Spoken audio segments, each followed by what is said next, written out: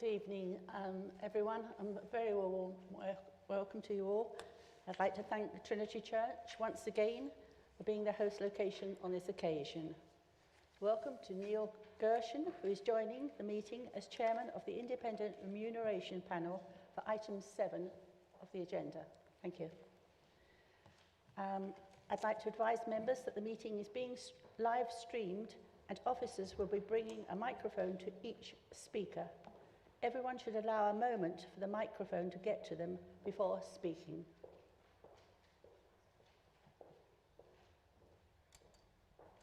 I'd now like to read the safety announcement. The building is protected by a fire alarm system with siren sounders and flashing lights in some rooms. On hearing the evacuation alarm, leave the building by the nearest marked exit route. Fire exits are to my left and to my right, and at the back of this room through the main entrance to the building. Proceed to the assembly point situated within the car park and only take valuables immediately to hand. Anyone who requires assistance will be helped by the officers present after other people have left. Do not return to the building until told it is safe to do so by the senior fire brigade officer attending or church representative in the case of a false alarm. Smoking or any naked flame is not permitted in the building. Filming from the public seating area is permitted, but members must please refrain from filming so as not to distract the meeting. Mobile phones must be switched to silent. Thank you. Now I'd like to ask the Vice Chairman to read the opening prayer. O Lord, grant us courage to strive for what is right and good, courtesy to listen to those of different opinion, strengthen us through difficulties and pressures, and guide us in our deliberations so that we may act in the interest of all of our district, to the glory of your holy name. Amen. Thank you, Vice Chairman. Moving on to item 2, to receive questions from members of the public pursuant to Council Procedure Rule 9. We have 2 questions that have been received. The first is from Miss Edel. I believe she's just coming. Good evening, Miss Edel. Would you like to ask your question, please? Thank you. Yes, hi. I'm reliably informed that Mid Sussex District Council has distinguished itself by being the only district council in the southeast with no up-to-date climate action plan, and one of a handful not to have yet declared a climate emergency. In the 2.5 years since the council noted its support for the Parliamentary Declaration of Environmental and Climate Emergency, the latest IPCC report has emerged, demonstrating the need for far greater action and urgency from us all. In the light of this, and for the sake of clarity and accountability, and in support of the Council's stated aim of raising community awareness of sustainability, might Mid Sussex District Council now consider declaring a climate and ecological emergency? Thank you. I'm now going to ask the Cabinet Member, Councillor John Belsey, to respond. Thank you, Chairman, and thank you for the question. I believe this council does take its environmental responsibilities extremely seriously, and indeed has done so for many years. Back in early 2018, this council implemented a sustainability strategy focused on sustainability actions for our council, our environment, and our communities, and which was focused on becoming more resilient in the face of climate change and embedding sustainability in all our corporate actions. Action plans were developed at that time across many areas to promote sustainability. As examples, some of the areas of focus with targets included actions regarding improving recycling and waste collections, our green spaces and biodiversity, improving energy efficiency of our own council campus, as well as supporting businesses and homes and improving their energy efficiency. Furthermore, in 2021, the council committed to develop a new strategy, and a cross-party member working group was set up to oversee the preparation of a new sustainability economy strategy. Extensive work to develop this strategy has been carried out, including the appointment of consultants to provide evidence and engagement with key stakeholders, including the business and local community. And we're aiming for the strategy to be adopted by this council in spring 2022. The member working group is also developing a new action plan which will ensure we continue to build on the work already done and to ensure we deliver the Council's ambitious programme of climate and sustainable development activity as we work towards net zero. More than mere words or declarations, our plan will also establish new actions to ensure the Council's response to climate change is refreshed and up to date. I trust that this response helps demonstrate that the Council acknowledges the real importance of urgent action to mitigate climate change and to ensure a sustainable future for our district. Thank you. Ms Adele, would you like to ask a supplementary question which must be related to the response provided? Thank you for outlining what you've been up to, and we're all avidly awaiting the new action plan. That's absolutely great. Rather than mere words, I would suggest that a declaration is actually a demonstration of seriousness of intent, and can't be dismissed so lightly. So my second question really is, why would you not declare the emergency that we all know is happening around us? Councillor Belsey, would you like to respond in writing at a later date, or would you like to respond at this time? Thank you, Chairman. I think we will respond at a later time, but the comment I would make, which I know we have been very careful as a council to do, is to ensure that when we set ourselves targets and actions, that they're ones that we can control. So I understand the aspirational aspect of the question and the thrust of it, and we will consider it very carefully, but we do try to set things that are within our own sustainability and control, but we will reply more fully to you after this meeting. Thank you. Thank you, Councillor Belsey.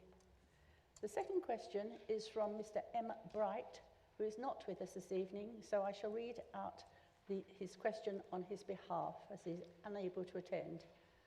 On the 3rd of November 2021, the leader stated Clare Hall was a community centre when closed in March 2020, which is incorrect, as the 14th of September 2020 Mid Sussex District Council report and the 13th of October 2020 Scrutiny Committee minutes confirm Clare Hall's main purpose was for hosting live performances.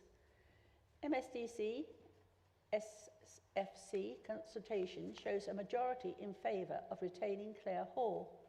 Will MSDC apply for a Government Cultural Renewal Fund grant to reopen Clare Hall, which is factually a performance venue designed as such and therefore eligible while funds are still available? Delaying a grant application for a second consultation would not be in the best interests of our community. That is his question, and I'm asking for a response from the leader, Councillor Jonathan Ash-Edwards. Thank you very much, Chairman. It's unfortunate that the question and the answer potentially slightly end up in a position where each says the other is incorrect. But the point that I've made in my response to Mr. Bright's question at the last meeting was correct. Indeed, the papers that Mr. Bright refers to from September 2020 in paragraph 28 specifically state that Clare Hall's status was as a public and community hall in accordance with planning use class F. Chairman, as members will know, currently the building is in use by the NHS as a successful vaccination centre.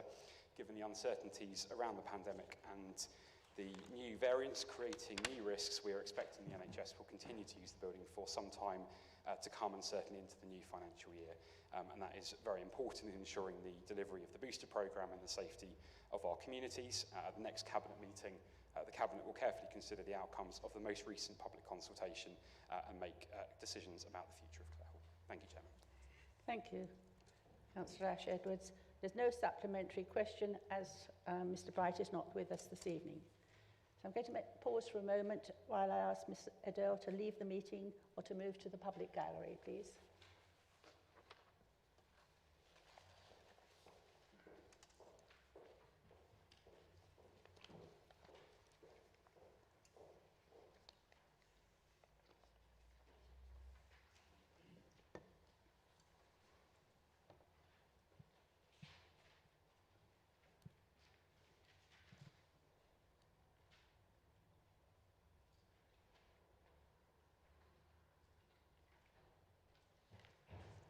Thank you. I'm now moving on to item 3, to confirm minutes of the meeting of council held on the 3rd of November 2021, which are on pages 5 to 12 of your agenda. Please note that typographical errors have been corrected under items 9 and 10, Cabinet members' reports and member questions. I'd like to invite members to agree the minutes as amended by show of hands, please. Clear majority, Chairman. Thank you. Now I'm going to move on to item 4, to receive declarations of interest from members in respect of any matter on the agenda. If members wish to declare an interest, please would you raise your hand? We have none.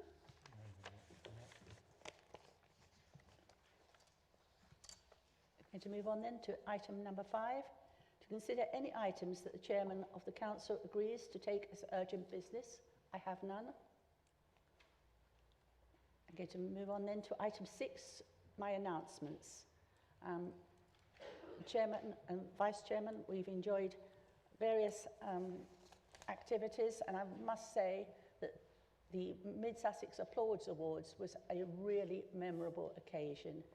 We met some fantastic individuals, we met some fantastic businesses that were going over what could be reasonably expected to help members of the community, and it was a really awe-inspiring afternoon when we met so many people.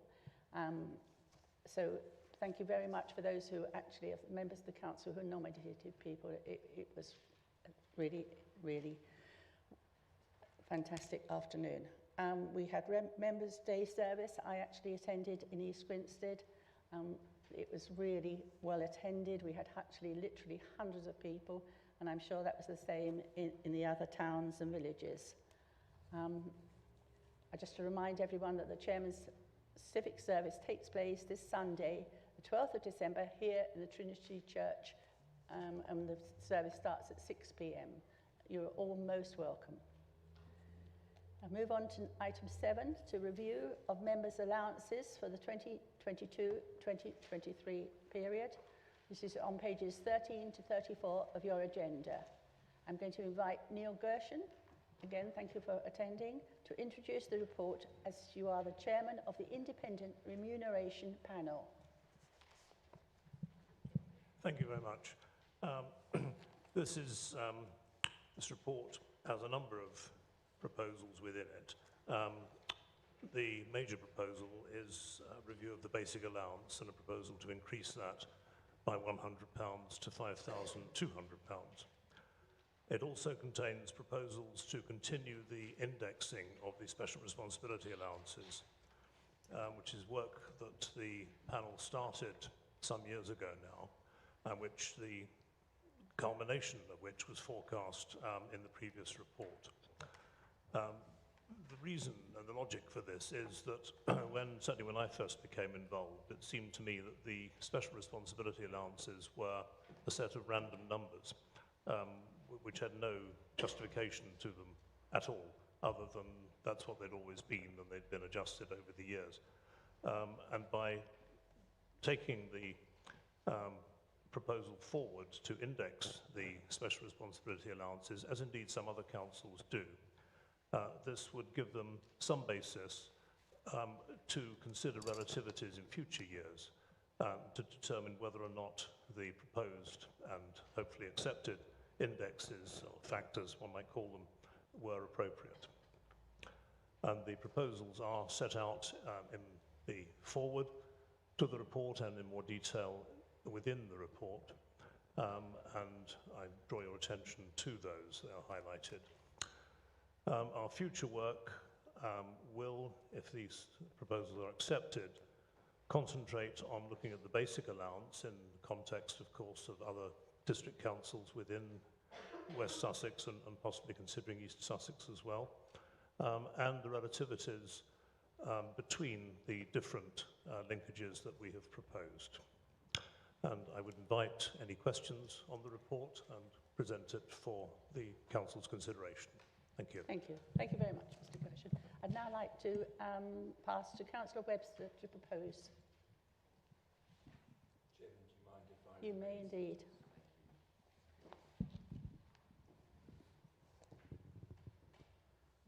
Thank you, Chairman. I would like to thank Mr. Gershon and his independent panel for their work, which this year, as he has reported, includes the indexing of special responsibility allowances to the basic allowance. And I know that this has been a desire of the panel for some years. In reading the report, Chairman, I was struck by the biographical information of Mr. Gershon, Jane Henry and Jane Rothwell. Not only are they all eminently qualified to undertake the work which they do for us, but also for our wider community in a variety of ways. And for that, Mr. Gershon, I'd like to thank you as well. Chairman, I'm happy to propose this report, to consider the recommendations of the panel and to agree a scheme of allowances for financial year 2022-23. Thank you, Councillor Webster. The motion is to be seconded by Councillor Ash-Edwards. Do you wish to speak now or reserve your right? Reserve my right. Thank you. Members, do you have any questions or comments? If so, could you indicate by raising your hand? No? Right, that's excellent. Councillor Edwards. Thank you, Chairman. Can I just close by just echoing Councillor Webster's thanks to Mr. Gershon and the rest of the independent panel for the work that they do and for the very clear report and recommendations they've set out to Council, which is much appreciated, as ever, Chairman. Second to the recommendations, therefore. Thank you. Without further ado, I'm going to read the recommendations on page 13 of your papers. That Council, 1, thank the panel for their work. 2, consider the recommendation of the panel summarised below. And 3, agree a scheme of allowances for the financial year 2022 to 2023. Could I invite a vote will now be taken by a show of hands. I'd ask members to raise their hand if in agreement.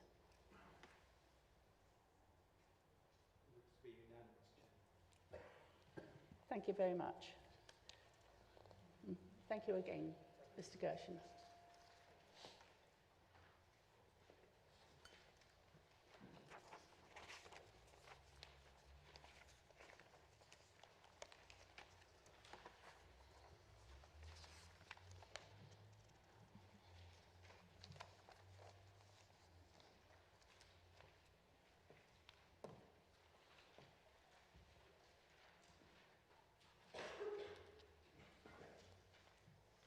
I'm now going to move on to item 8, the council tax base for the year 2022 to 2023. This motion is proposed by Councillor Llewellyn-Burke and seconded by Councillor Ash-Edwards. Councillor Llewellyn-Burke. Thank you, Chairman. As members are aware, it is a legal requirement to set a tax base for each year, and the method of calculation is laid down by regulation, the starting point being the Council's valuation list as explained in the paper. The paper describes all the figures and the report proposes that the tax base for next year is increased by 1.62% with an estimated collection rate of 99.4%. Thank you. Councillor Ash-Edwards, do you wish to speak now or reserve your right? Reserve my right, Right. Chairman. Okay. Members, if you have any questions or comments, please indicate so by raising your hand. Oh, that's excellent. Councillor Ash-Edwards. Thank you, Chairman. Happy to go straight to the recommendations. Okay, so we move on to the recommendations which are listed on page 1 of the supplementary report which you would have received. Due to their length and the complexity of the numbers, I'm not going to read it, but I'm sure you all have them in front of you. So a vote will be taken by show of hands. Members in agreement, would you please raise your hand?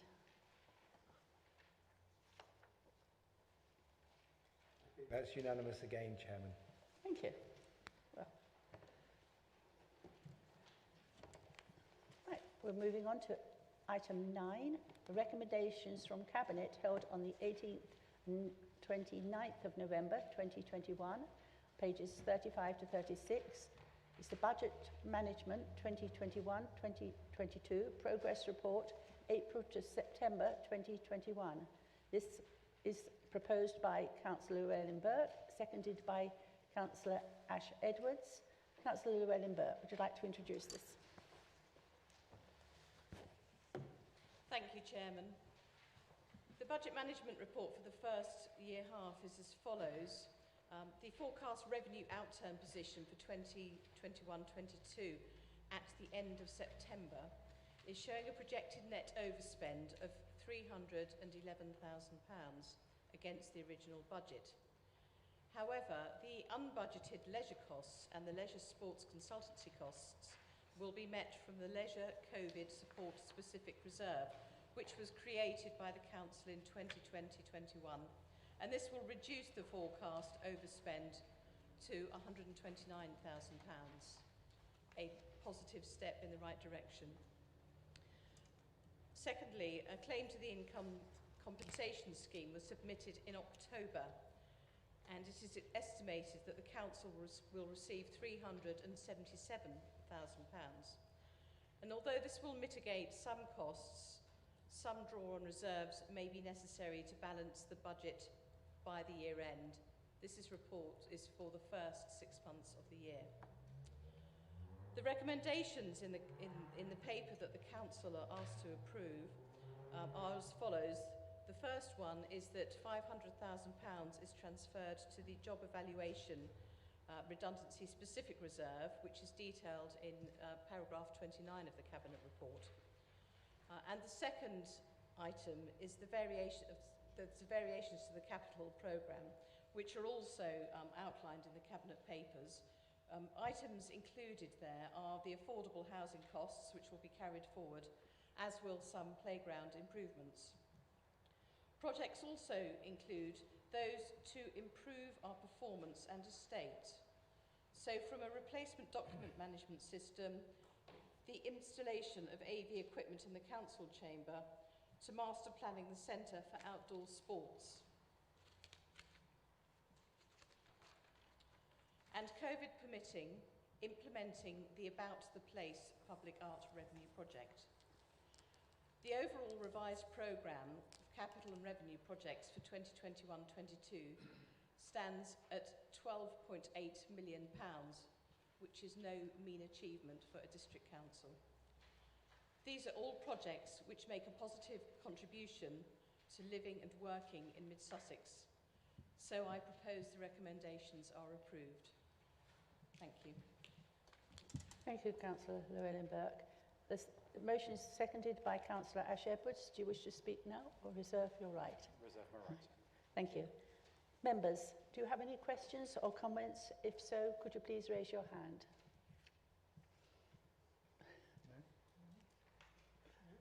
No? That's excellent. Councillor Ash Edwards. Thank you, Chairman. Happy that we go to the recommendations. Thank you. Okay. I'm going to read the recommendations that are being voted on.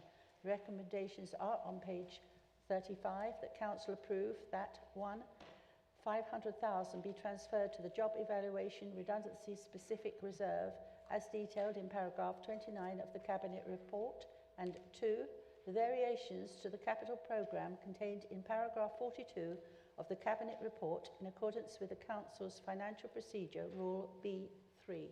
Those in favour, please raise their hand.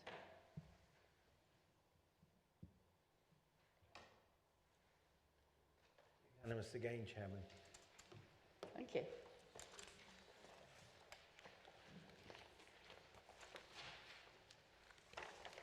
We're going to move on to the introduction of flexible season tickets and review of pay and display parking charges.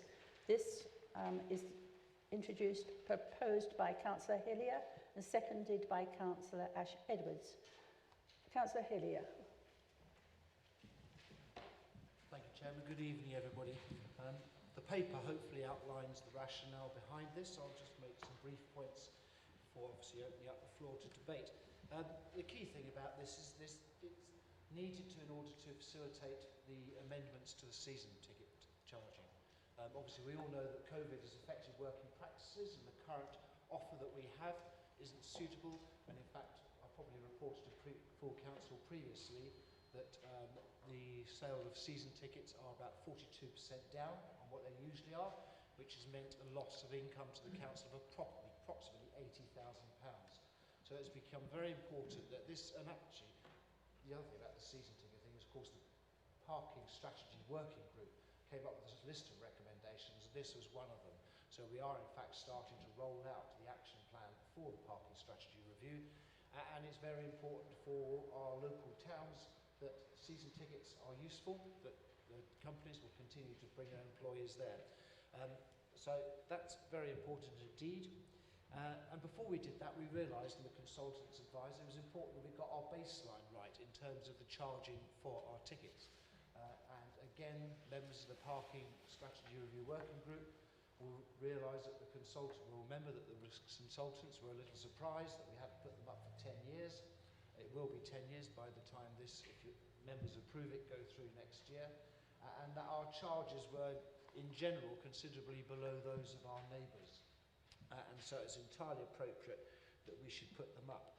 And obviously in 2012 they went up from 60 pence to 80 pence, and so the current review after 10 years is basically an inflationary increase, give or take a few pennies. So given that our charges, even with this increase, are very, very reasonable, we are absolutely confident they will have a negligible impact upon shopping habits. Again, the working group heard from the experts that studies have shown that reasonable parking charges do not affect the behaviour of visitors to the towns. And finally, the last, number 3, is that we've stipulated an annual inflationary review, which is the usual and professional way of doing things, and I'm sure that our excellent scrutiny committee will be keen to provide guidance upon that at the appropriate time of those reviews. That's all I have to say at the moment. Thank you, Madam Chairman. Thank you, Councillor Hillier. The motion is to be seconded by Councillor Ash-Edwards. Do you wish to speak now, or reserve your right to... Reserve my right to the end. Thank you. Members, if you have any questions or comments, would you like to raise your hand, please? Councillor Eggleston. Yes, thank you, Madam Chair. Can I firstly say that I welcome the introduction of the flexible season ticket for 3 days and so on. Patterns of work have changed through the pandemic, and I would expect that will continue even when we've beaten this wretched virus. The world has changed. But I do have a couple of concerns in relation to the increases in the pay and display charges. Because whilst I acknowledge that, you know, compared to some of our neighbouring districts, our pricing is competitive, there is an assumption there that the 3 towns, and of course it's only in the towns that charges are levied, there's an assumption in the increase that the retail economy in East Grinstead, Haywards Heath and Burgess Hill are the same, and we know as a council that that is not the case. So to give an example, in the period between 2016 and 2019, so pre-pandemic, footfall in Burgess Hill has fallen by 17%. We know that the retail offer in Burgess Hill is not as good as we would all like it to be. So I think there is an argument, and the consultants in the report to Cabinet did recommend that we introduce differential charging. And I think there is a very strong argument when you compare the 3 towns and their economic position to take a different approach, for example in Burgess Hill compared to East Grinstead and Haywards Heath, to reflect the fact that the retail economy there is struggling, and that we as a council should try to make a difference by not imposing the same increase or any increase at all in Burgess Hill, to reflect the fact that we're still waiting upon the redevelopment of the town centre. I would make that point. I would also ask that we don't lose sight of the work, and I'm sure we won't, the work that the Working Party has been doing on differential charging. And I would invite Councillor Hillier to accept that as part of the annual review of charges generally, we also include in that process a review of the introduction of differential charging in towns and car parks, because it's important that we keep that in the front of our minds. Thank you. Councillor Hillier. Thank you, Chairman. Thank you, Councillor Eggleston, for the questions, and thank you also for welcoming the much-needed season ticket increases. And actually, you've obviously been paying close attention to the papers, and you're right. The consultant's advice is that your parking charges and what you need to relate to the offer of the place that you're going to park. And I think some of the points you make are well made. However, this is a 20 pence for an hour, 30 pence for 2 hours, and it's about bringing just the charging up to where it should be. And I'm very confident that an extra 20 or 30 pence is not going to have an effect on those people visiting Burgess Hill. It certainly won't be stopping me from doing my Christmas shopping there. In relation to your point well made again about the differential charges, I think that's one we're just going to have to sit back and wait. Purely, it's about what's happened with COVID. We still don't know the ramifications of COVID. We still don't know how that's going to affect people's behaviour. We don't know how it's going to affect our economy. We're very keen to bring that forward. Particularly noisy skateboard or something. And it's helped me lose my track. So we will be looking at that, and we will bring that in as soon as opportune. And obviously we'd always invite the Scrutiny Committee to comment, and should they wish to raise it and question myself and officers and ask us to accelerate that, we will of course consider it. But for the moment, the key bit is actually, let's get the charging structure right for the moment so we can get the season tickets sorted out. And then as we move forward into next year, as other people have expressed, let's hope that the ramifications of this virus start to show or perhaps even disappear. Thank you, Councillor Hillier. Councillor Brown. Thank you, Chairman. I refer to the flexible season ticket offer, and I ask members to have a look at paragraph 1. In the sentence, the final sentence of paragraph 1, the word 1 is missing. The sentence should read, in my opinion, in year 1 of the action plan, the Council committed to develop a season ticket policy and to explore differential tariff regimes, which hasn't been done, as we just heard. In paragraph 2, we learn that it's not proposed to take differential tariff schemes forward at this stage, which we've just heard again, due to the impact of COVID. So what else was agreed by Council in 2020? Feasibility work to explore alternative management of larger village car parks and develop digital platforms for more convenient systems, e.g. season tickets.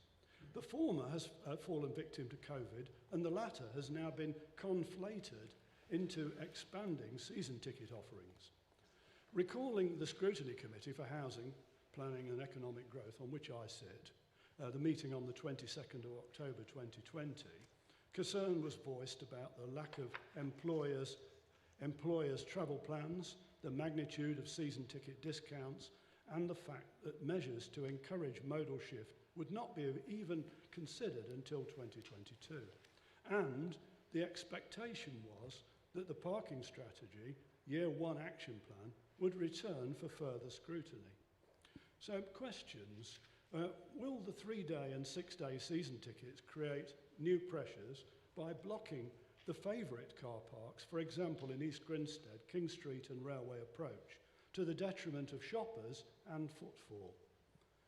This could lead to more circulating traffic in the town centre, seeking spaces, unless a coordinated digital platform system has been rolled out, and that, as we've just heard, is not happening. So what is the point in deliberately undercutting the railway station car parks in Haywards Heath and East Grinstead with these season tickets? How will the 6-day season ticket avoid continuous parking 24/7 while Sunday parking is free of charge?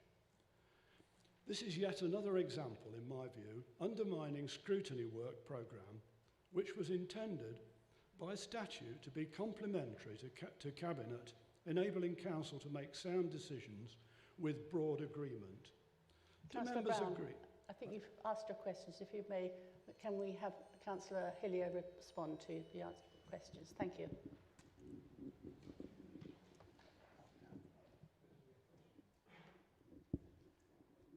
Point of order. I have a further question to ask, and I'm still within my 3 minutes, Chairman. Are you? Okay. I thought you had your 3 minutes, I must say. Can I Please complete ask my the further final question then. Thank you.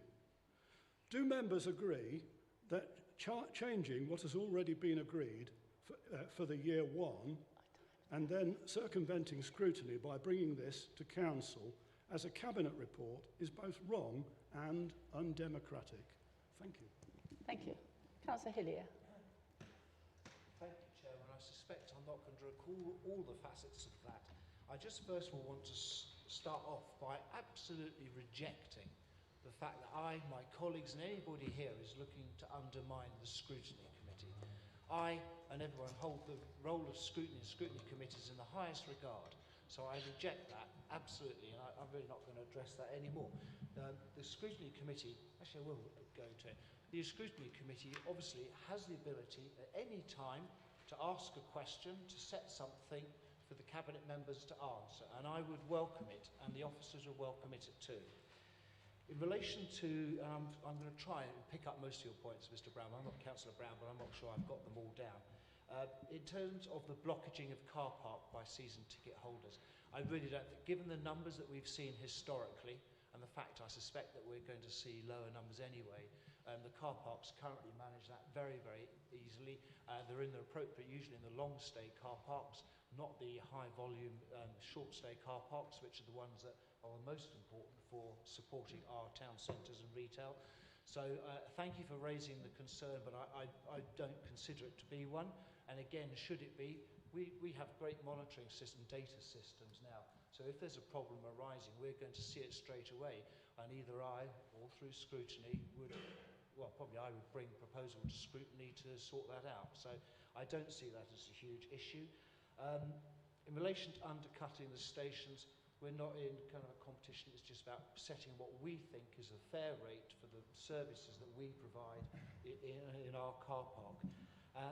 And it also talked about the digital platforms and some of the other facets of the strategy. Excuse me, and you're quite right. But of course, they're all going to cost quite a lot of money.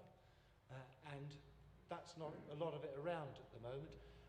And I haven't stressed it because I think it's about other reasons. But another very good reason for us doing this is it is going to support the overall budget of the council to the tune of between £300,000 and £400,000. And that money will go to support all other frontline services, but also gives us the flexibility at some future point to start investing in the technology. Because we have a dream, we have a desire that our residents are going to have a better service, that they will be able to perhaps, and you know, technology is going to change, sit before they get in the car, book a parking space, drive straight to it. Which not only is convenient for them, but also means that they're not going to be trawling around the town and village centres looking for a parking space, which is not good for their temperament or the environment. So we have got ambitious plans and investment strategy, but as I said in relation to Councillor Eggleston's questions, you know, we have to see some of the ramifications of COVID play out before we plough ahead. The season tickets need doing now for obvious reasons, and hopefully people will accept that. Thank you. Thank you, Councillor Hillier. Councillor Cromie, please. Thank you, Councillor Hillier, and taking us through the season ticket proposed changes, and in your absolute transparency in the way that you've steered this. You may have alluded to this already in your previous answer, but what is your time frame for the other elements of the parking strategy? Thank you, Councillor Crowley. Yeah, I have probably alluded to that answer quite a lot already. There is no set time frame. We are, for a lot of it, having to wait for the ramifications of COVID. And also, we need to see how the budget plays out, the capital programme, etc. So I can't give you a precise answer. Obviously, we all want to get ahead with it as soon as we can, particularly investment strategies, but it's about doing it at the right time and the right pace. And once again, scrutiny has a role to play in that. The scrutiny will tell me if they want me to get a move on.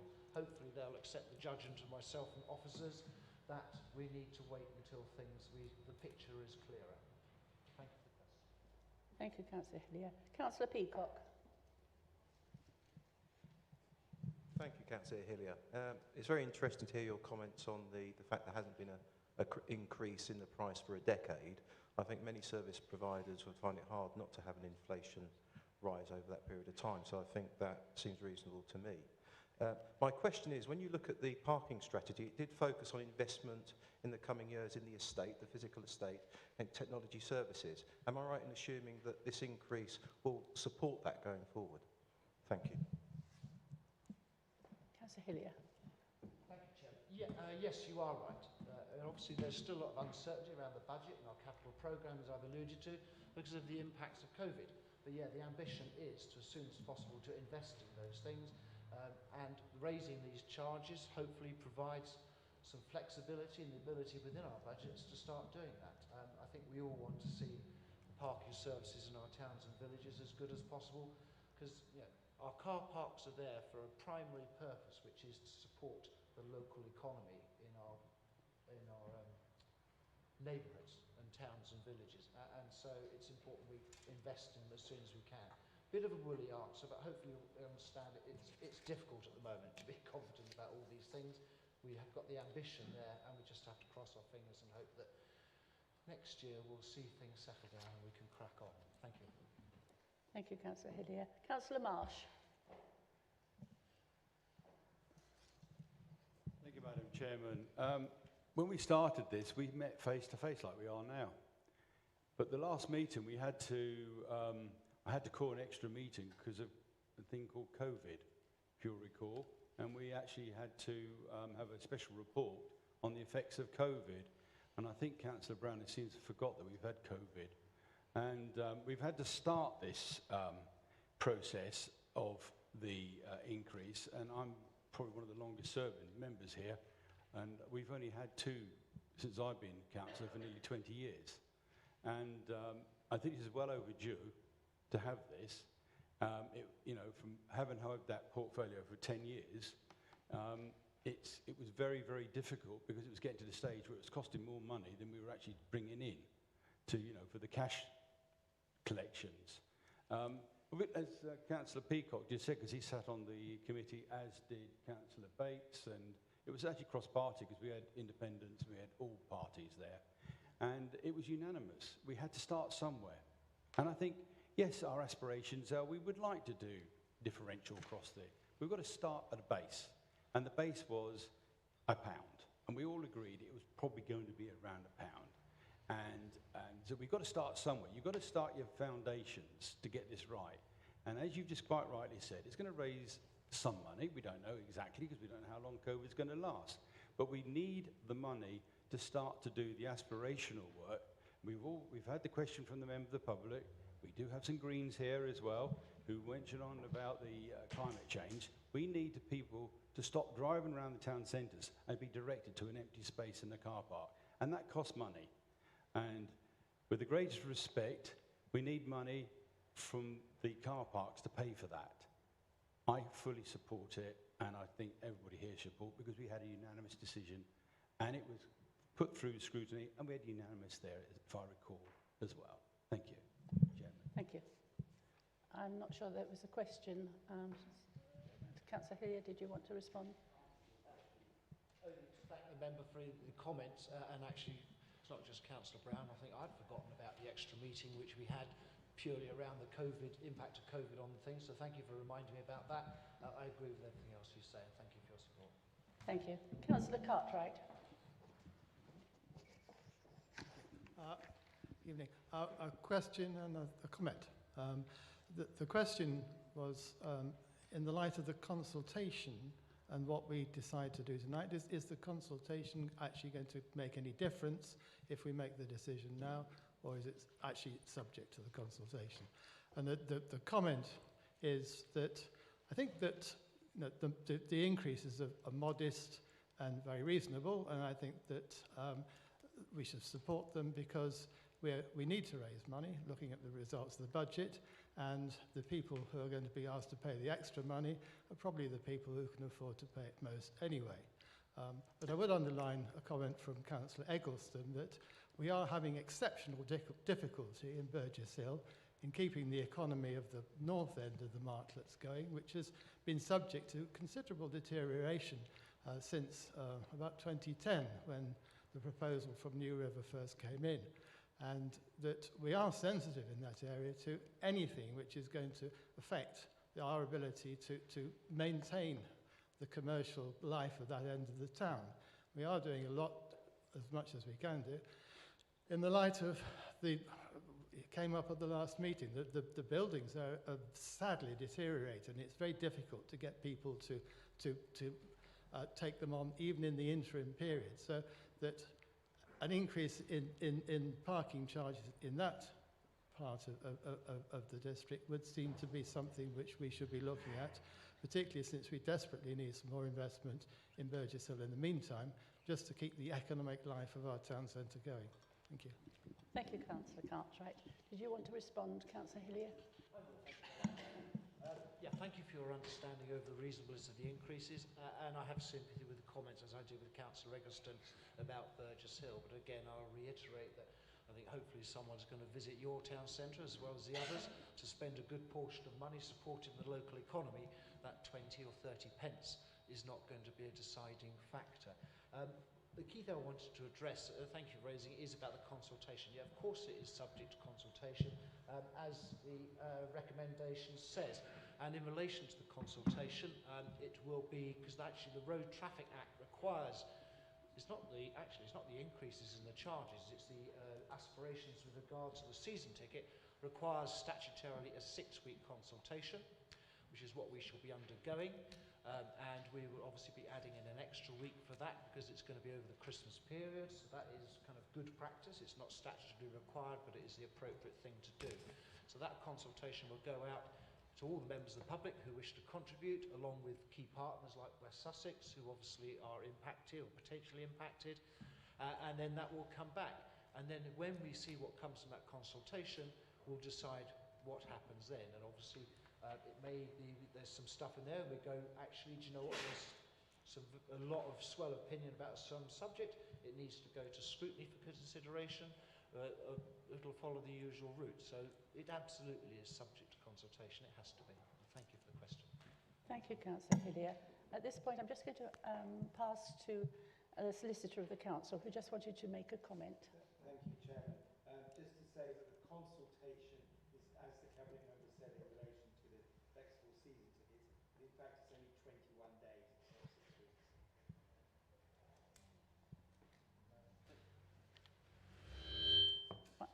Okay, if we may, we'll move on to Councillor Eaves.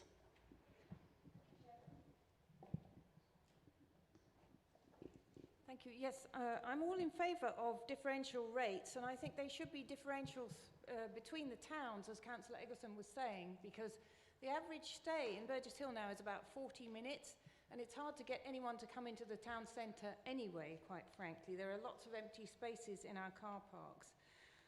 I'm in favour of differential rates also between car parks, the ones that are further away, but also with vehicles. If you're getting people to put their registration into the machine, you can tax those, you can charge those cars different rates depending on how polluting they are, and that would be very useful. Lastly, I would, please look into workplace parking levies. They're great, therefore they're taking the load off the consumer and putting it on the larger businesses. Nottingham's been running this for 10 years and has collected £60 million, so that's where the money is. And lastly, when is Scrutiny Housing and Parking going to meet again? Because I think they've had a lot of cancelled meetings lately. Councillor Hillier, do you like to respond, please? I'll do my best. There was a lot in there. In terms of when the scrutiny sits, that's not at my behest. That's at the behest of the scrutiny chairman and for others. So that's not in my gift. I get summoned to scrutiny. It doesn't work the other way round. Your other comment in relation to the 40 minutes, I'd be very interested outside the meeting to know where you get that data from. And in terms of differential rates, I think I've said a number of times that that is a key part of the strategy that was agreed, and it's about doing it at the right time. This is about doing the season tickets for the obvious reasons. It's an urgent matter, and before we do that, it's about getting the baseline up, hence making the increase we're doing, which is an inflationary increase. I'm not sure if I've covered all of your points. In relation to the workplace and what's been going on in the cities, yeah, I think that's taken up in, half a dozen cities, and it is something that works in cities. I'm not sure it's appropriate for market towns, and I think we all feel as market towns and villages that some things that central government do work very well in the cities, but don't necessarily work for us down here. Hopefully that's answered most of your question, and thank you for the question, Councillor Eaves. Thank you. Councillor Trumbull. Thank you, Chairman. Forgive me wearing my coat, but at least I'm not wearing my hat. Chairman, I well remember, this is awful when you've got this thing stuck in front of you, I well remember 2012 when we last looked at the raise of car parking charges from 60 pence to 80 pence. The world was going to fall in when this happened. The towns would collapse. Some of us will remember this. It didn't. There was no impact. I suspect the same will be happening now. This is 10 years ago since charges were increased. Councillor Hillier said just now what I was going to say, so thank you for saying that, Councillor Hillier. This is about getting the basics right. This is about adjusting charges for inflation. This is about bringing our season tickets into line. The other stuff that we have been mentioning, differential charging, looking at how we charge differently between towns, perhaps between car parks, certainly comes later. We do have a budget mountain to climb. There's no question about that. We need to look critically at those things for the benefit of all of our residents. So, Chairman, I will be supporting this proposal. Thank you. Thank you. Now, there are several councillors that are wanting to come back on this, but I feel that we have aired the subject, so I am going to move on. I'm going to ask the second to Councillor Ash-Edwards if he wishes to speak. Thank you very much, Chairman. I've listened carefully to the debate and welcome most of the comments that have been made, and just acknowledge the comments made in particular by Councillors Eggleston and Cartwright, who reminded the Council that car parking charges in Mid Sussex are competitive, particularly compared to our neighbours, and what is being proposed is modest and reasonable. Parking has to be paid for. That is really clear. There's no such thing as a free car park. Someone always pays, and it is always right that the people using that service are the ones who pay for it. And as Councillor Hillier has touched upon, a number of members have referred to, one of the key priorities for our car parks is to be able to invest in the estate, and in particular in technology. We've already done that in terms of being able to take card and phone transactions, and through the app, and very significant numbers of transactions being made in that way, which improves the service that our residents have. And we want to go much further and do much more of that, but that does have to be paid for. The reality, Chairman, is that parking charges in Mid Sussex are very competitive compared to our neighbours in particular, and that will be the case even after these proposals. And as has been said, parking charges have not changed in a decade, and if you just apply inflation over that time, you would get today to a 1 hour parking charge of 97 pence, as Councillor Hillier said, just a few pennies off what is being proposed. And it's important that we do ensure that charges are kept under review and brought in line where inflationary increases would have been had. So I welcome, Chairman, the tone of the debate today. These issues can sometimes be emotive, but I think it's welcome that members have recognised the need to act, and I formally second to the recommendations, Chairman. Thank you, Councillor Hillier. I'm going to move on to the recommendations on page 36 of your agenda that Council approve, subject to consultation. 1. The introduction of flexible 3, 5 and 6 day season tickets. 2. The introduction of new tariffs as outlined in paragraph 16 of the Cabinet report. And 3. An annual inflation review of parking charges thereafter.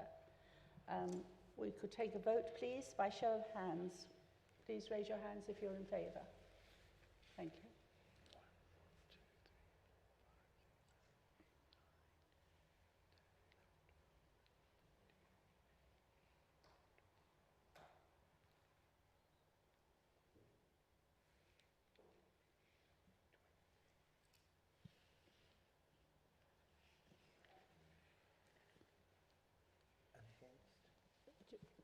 Do you want to invite a show of hands in objection, please?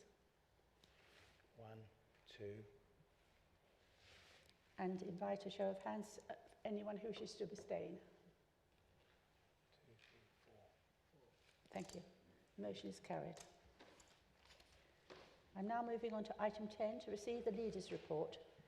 Councillor Ash Edwards, would you care to speak? Thank you very much, Chairman. 3 things to just report to Council on briefly. Firstly, Chairman, over the last month, Mid Sussex has had the unfortunate distinction of having the second highest rates of COVID-19 levels in the country. Pleasingly, they're showing some signs of reducing compared to other areas of the country, but still remain incredibly high. And so it remains the case that I think a level of caution required in our community to ensure that we can turn the tide on that infection level. And I would encourage people to take up the booster jabs when they are called forward and reiterate the thanks for everyone involved in the vaccination programme in our district, which is incredibly important, especially in the face of a new variant. Chairman, members may or may not be aware, because it only happened in the hour or so before this meeting began, but the Prime Minister has announced some further measures this evening, and the Council will, of course, fully review and implement those that affect us. The one that most obviously affects us as an organisation is the reintroduction of the working from home guidance, and of course the Council will do its part in relation to that.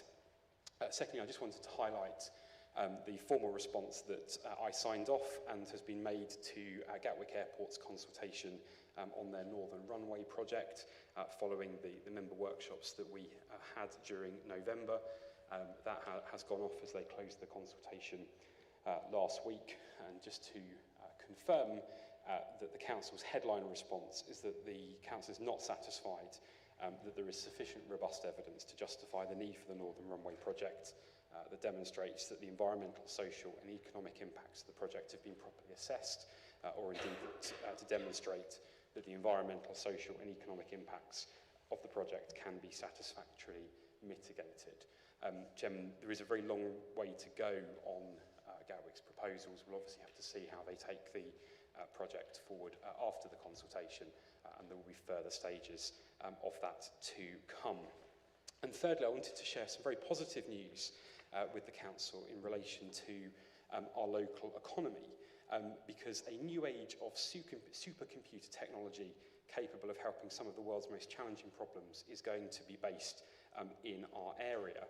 A consortium led by a venture of University of Sussex scientists to create the first fully scalable quantum computer has received a £7.5 million grant from the government in order to grow and develop its work. And quantum computing is designed to help solve very complex problems in areas such as medicine and climate change, drug discoveries, developing new technologies to address problems that would take some of today's fastest supercomputers billions of years to solve. And the particular relevance to Mid Sussex is that Universal Quantum, the company behind this area of work, is establishing a laboratory in Haywards Heath, and this council has been working very closely with Universal Quantum to secure that investment. And I think it is a really positive sign of the ambition we have for our district and the work we're doing to attract really cutting-edge technology and companies to our district. And I think it's very, very welcome news indeed, and I look forward to that being a huge success, creating new jobs and bringing other investments and businesses to the area as that ecosystem begins to generate more demand for associated businesses. Thank you very much, Chairman. Have any members got any questions for the leader?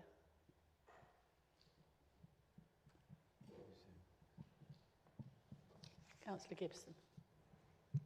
Thank you, Chairman. Councillor Leader, very welcome news about the quantum computing. How many jobs and what type of jobs do you think quantum computing is going to create in a district like this? Councillor. Thank you, Chairman. Universal Quantum's goal is to employ around 100 people at its new premises, and they will include electronic engineers, physicists, software engineers, and operations experts. And so I think a really good example of the kind of high-skill, high-tech, high-paid jobs that we want to encourage even more of in our district. Thank you. If I have no further questions for the leader, I shall move on to the report of the Cabinet members, including questions pursuant to Council Procedure Rule 10.1. I'd like to ask the Deputy Leader, Councillor Llewellyn Burke, to speak. Thank you, Chairman. As the Budget Management Report for the half year has already been discussed, I have nothing further to report. Is any member? Councillor Brown.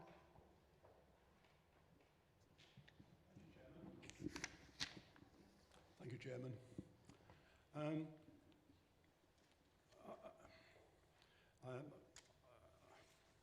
Thank you, Councillor Llewellyn Burke, for your written answer to my supplementary question at full council on the 3rd of November about the energy generated by PV panels at Bridge Road Depot during 2021.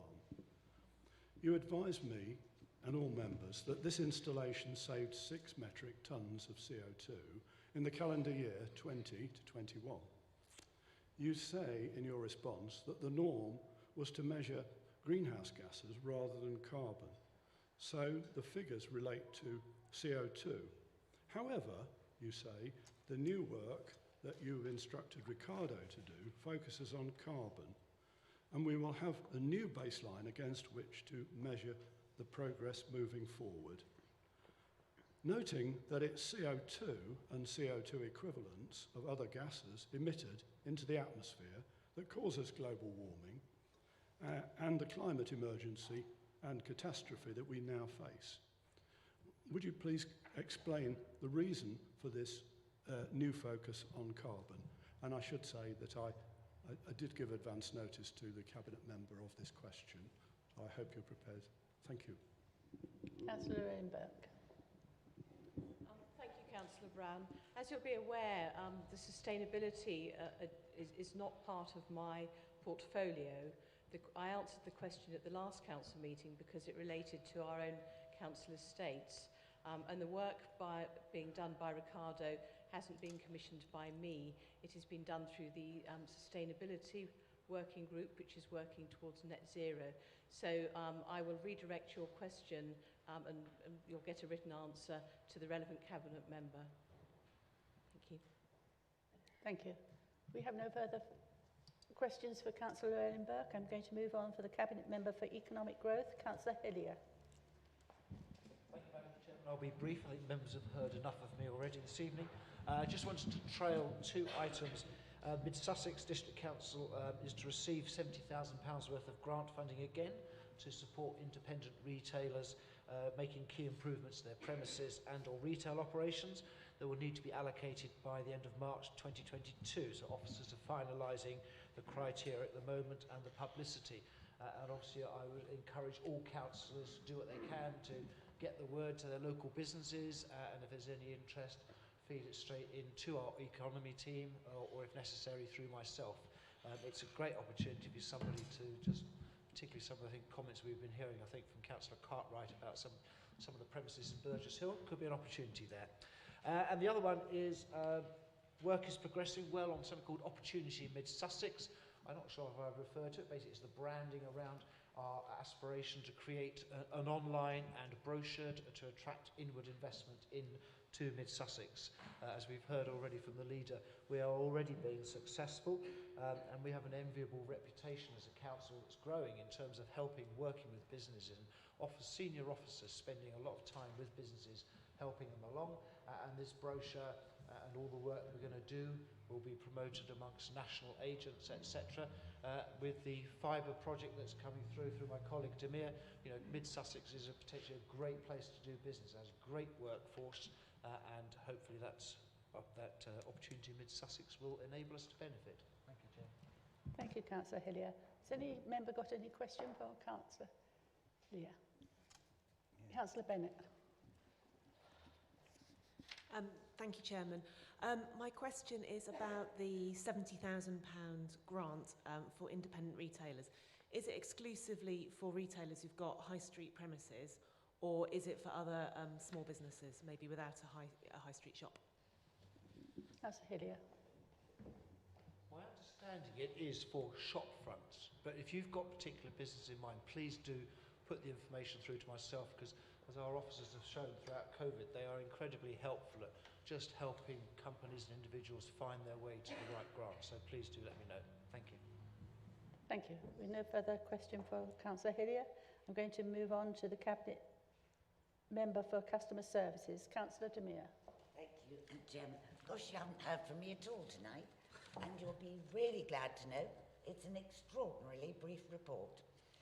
I just want to say I do hope that you all saw the press coverage that our teams at Mid Sussex with Teljo, when they won a National Technology Award, and we won in the Vulnerable Customer category, and I think that's brilliant. So I know you'll join me in saying well done to all of them. As I reported, I think last year, they'll continue with this 50% relief next year on business rates for retail, leisure and hospitality. So we're putting in place the processes for those applications, and we're also still looking at other ways that we can help our vulnerable residents. As the chairman alluded to, our Applauds Awards, it was just such a happy afternoon. And I'm sure that all our congratulations go to all the winners, because I don't know about you, but I'm in awe of their commitment and their dedication to make all our lives a bit better. So it was brilliant. Mid Sussex Matters, you've all had it now, and I hope you enjoyed the read. And I'm also hoping that you're enjoying our Santa's Secret Mission, which is part of the Welcome Back Fund to encourage people to our high streets. It's been run in the 3 towns, and everything will be given to the food banks in time for Christmas. So there's been a huge enthusiasm for this, and already over 500 families have signed up. Same time, we're continuing with our social media campaign following COP26, and this will continue into the future. Our digital infrastructure programme, well, just continues apace. First 2 phases achieved on time and on budget. We continue to work with CNI, and the website will be going live early in the new year, which will attract even more businesses, and residents hopefully will see the benefit too. The site, as my colleague said, links with our economic development ambitions with Opportunity Mid Sussex. And we've also begun digging the first part of the rural connectivity, Ardeglae to Hayward Heath. Hurrah! Finally, we're planning our digital workshop to explain the projects that are underway and that we have planned to make life easier for our residents, such as refreshing the website and all the other gubbins. This will be at the beginning of February and for you all. I'd just like to thank everybody and Merry Christmas, but I'm happy to take questions. Thank you, Councillor Demir. Councillor Marsh, you have a question for Councillor Demir? Thank you, Chairman. I'm glad Councillor Demir mentioned the last part about rural connectivity. Can I make a plea with using the Mid Sussex District Council's social media without those who are not likely to benefit initially from the rollout of a gigabyte?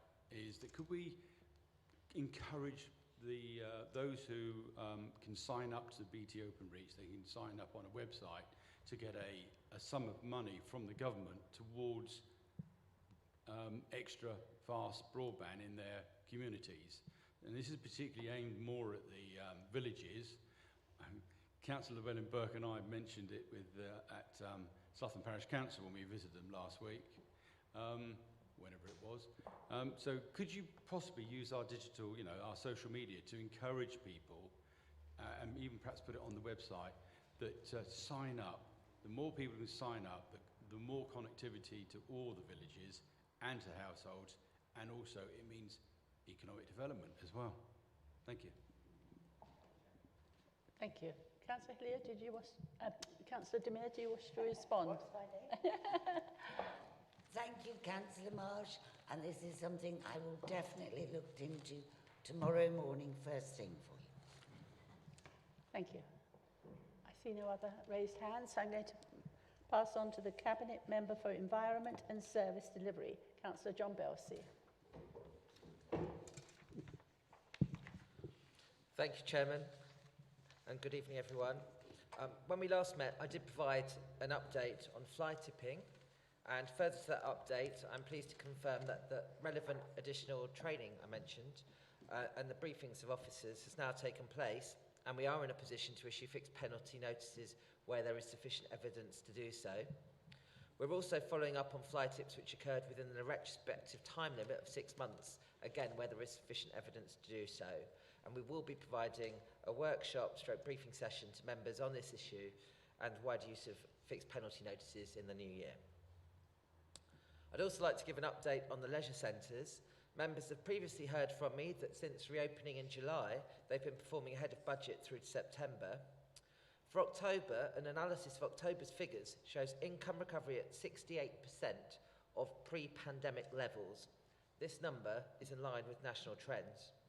However, whilst this is good news, the impact of rising energy costs and the latest coronavirus variant is yet to be determined, and further work will take place to enable us to understand fully what impact these factors may have on the financial recovery of our leisure centres over coming weeks. Regarding playgrounds, good news in that work is starting on the playgrounds at St Andrews in Burgess Hill and Turners Hill Rec, with both playgrounds being scheduled for completion in early 2022. Both designs are available to be seen via the Mid Sussex website, along with a pump track for Bachelor's Field in Bolney, which is also scheduled for completion early next year. The Forest Fields play area reconsultation will be launched shortly too, and I'm sure members will welcome these improvements being made to play areas across our district. And finally, I just wanted to say that the local cycling and walking infrastructure plan engagement has begun with stakeholders in East Grinstead, and it is hoped will shortly begin in Haywards Heath too, building on the significant work already been done by our consultants across our 3 towns. In the last couple of weeks, I've participated in a meeting with an East Grinstead Town Council working group, also featuring a couple of members of East Grinstead Cycle Forum, and I've participated with our consultants walking all around East Grinstead in the delightful December weather, looking at potential improvements to help cycle and walking experience and overall safety. I'm very pleased to see this phase of work commence, and I look forward to giving further updates on this work to Council. Happy to take any questions. Thank you. Thank you, Councillor Belsey. Does anyone have a question for Councillor Belsey? Councillor Bennett. Thank you, Chairman. I'd just like to thank Councillor John Belsey for picking up our initial request early in the year about fly tipping and about being in a position to be able to issue fixed penalty notices, and I really appreciate all the work that's gone on this year in getting that done and sorted. Thank you. Thank you. Councillor Gibson. Thank you, Madam Chairman. Two questions, if I can. Just what the level of the fixed penalty was for fly tipping, and when it was, whether it varied according to the type of material tipped. I'm thinking particularly about an asbestos event which occurred in East Grinstead earlier this year. And the second point is great news that the leisure centres are recovering back. Does the Cabinet member have any details about what type of sports we're seeing, or is it 68% across the entire offering? Thank you. Thank you. Councillor Belsey. Thank you, Chairman. Just in terms of fixed penalty notices, if it's all right, I'll just come back in terms of what those penalties might be after the council, but we will get you that information. And in terms of the centres, that's something officers are working on, and I know they've got a meeting with Places Leisure next week to explore that in more detail. And again, I will come back to you following that meeting. Thank you. Thank you, Councillor Belsey. If there are no further questions, I'm going to move on to the Cabinet Member for Community, Councillor Webster. Please remain seated.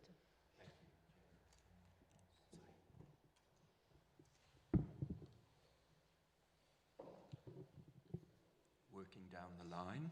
Thank you, Chairman. Chairman, first of all, I'm pleased to inform Council that our legal department was successfully assessed by an external independent Lexal assessor during November. And I would like members to think for a moment about our Sussex Resilience Forum and other partners who have worked throughout COVID and will quite possibly experience increased demand for their services over the Christmas period.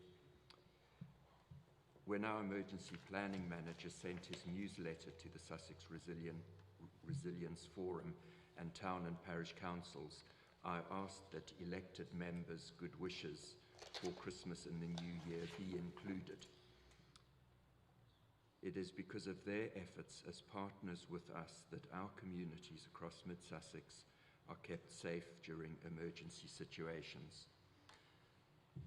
Finally, colleagues, and not wishing to put a damper on the Christmas spirit at all, but I do ask you to please remember those for whom the festive season might be a difficult time. Our wellbeing services worked hard through the year and is delivering an excellent service, but they are not equipped nor are they commissioned to deal with emergency situations.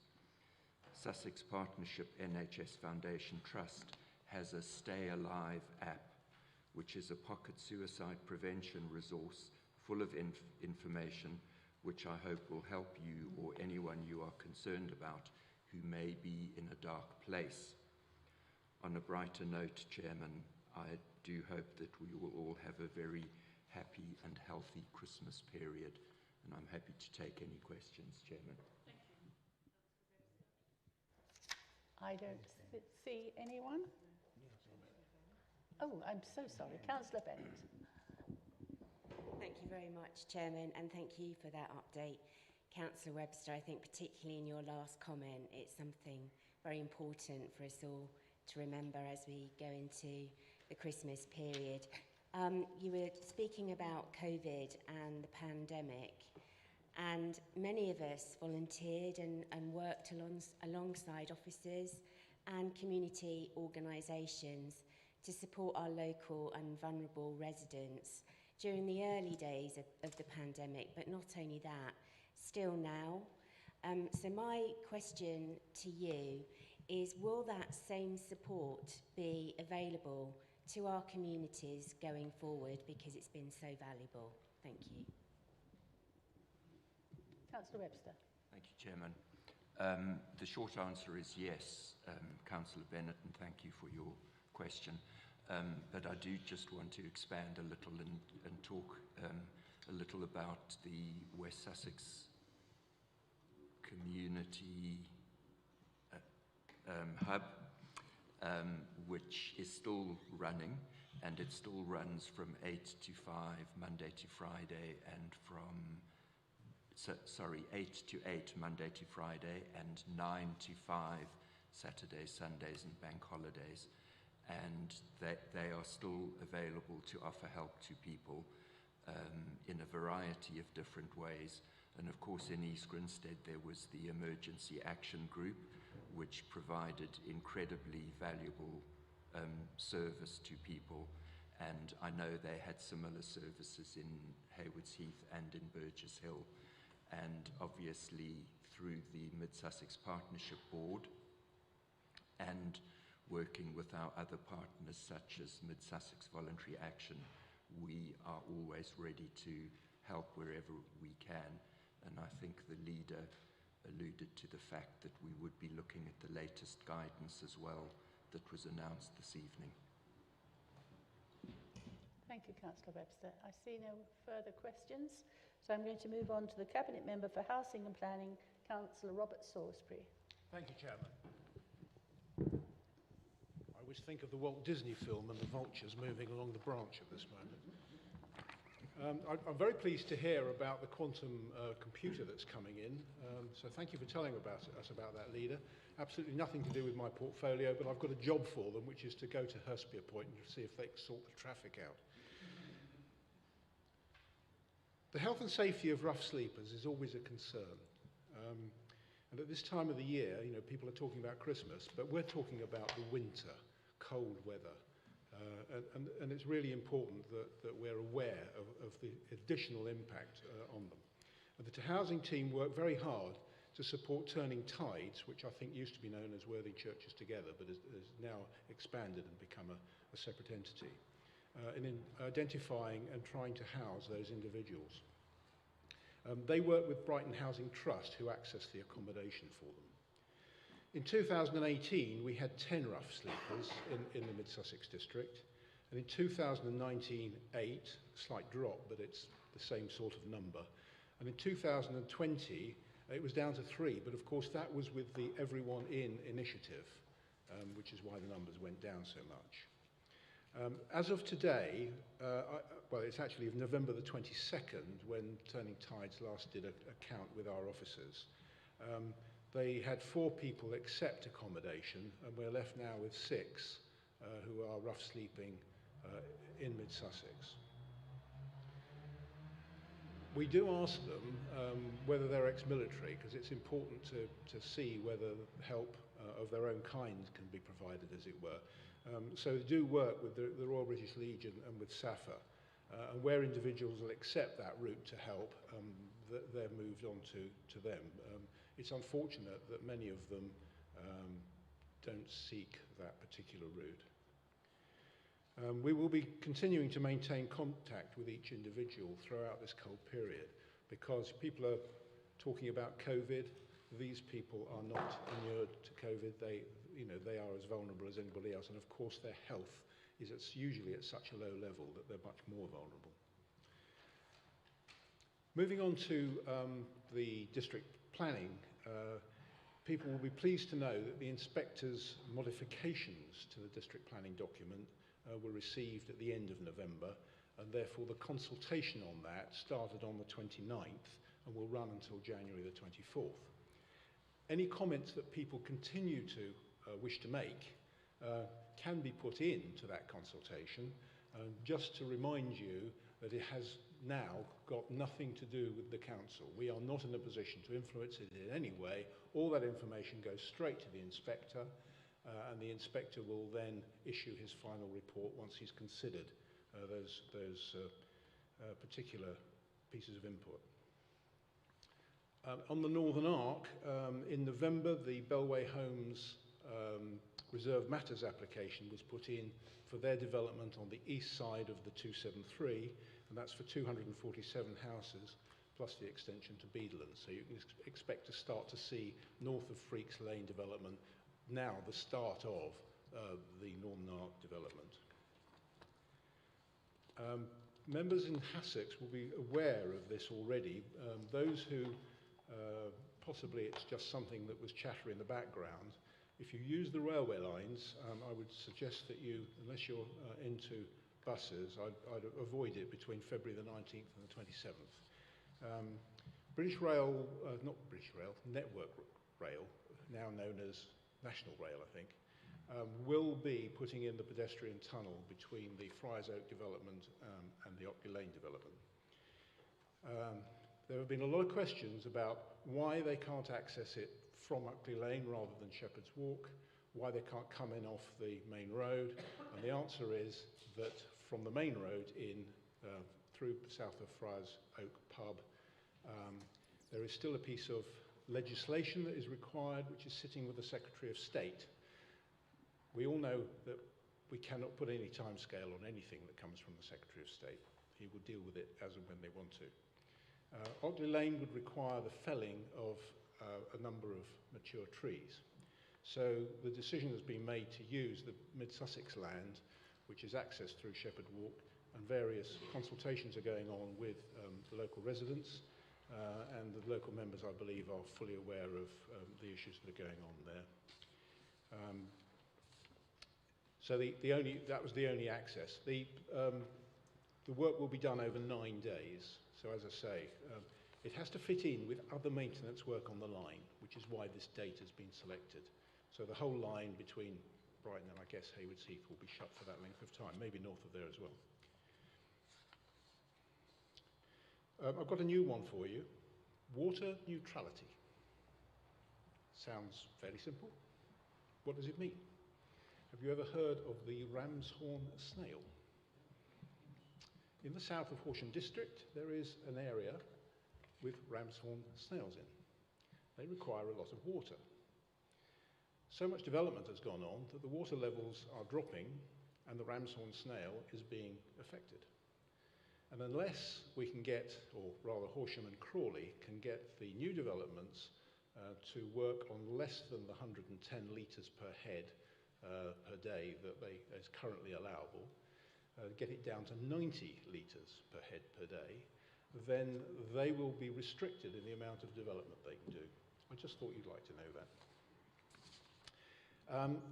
I'm also going to mention Centre Parks, only because Centre Parks made a statement in London to the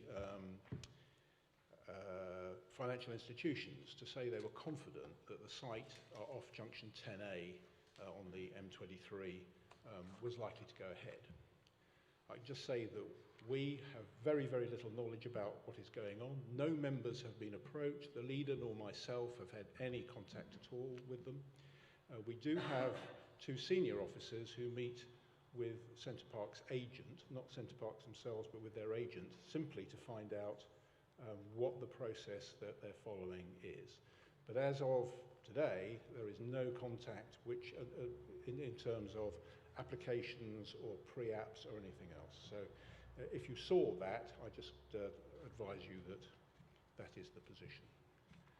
Thank you, and I'm happy to take questions from anybody. Thank you. Councillor Bates.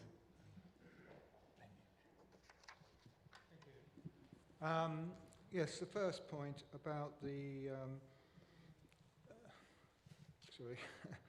rough sleeping.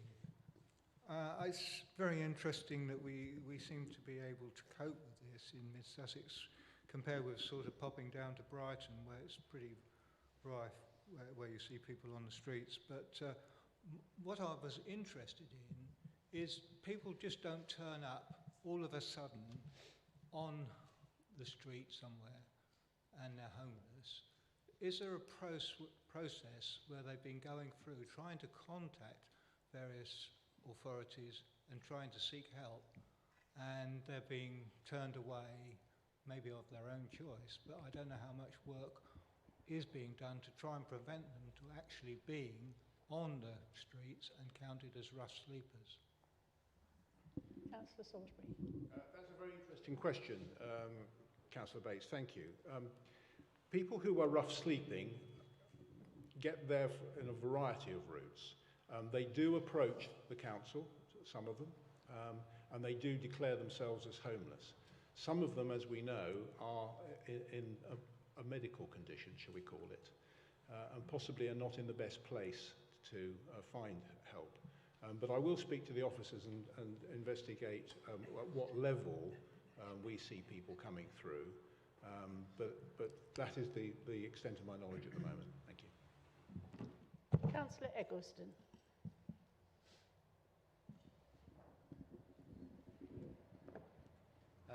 Yes, thank you, Madam Chair. It's really just a statement. As Councillor Salisbury raised the issue of centre parks. I just thought I'd like to put it on the record that I have a prejudicial interest as I'm group company solicitor for a business that provides logistical services to centre parks as a group. Thank you, Councillor Eggleston. Councillor Bennett. Thank you, Madam Chairman.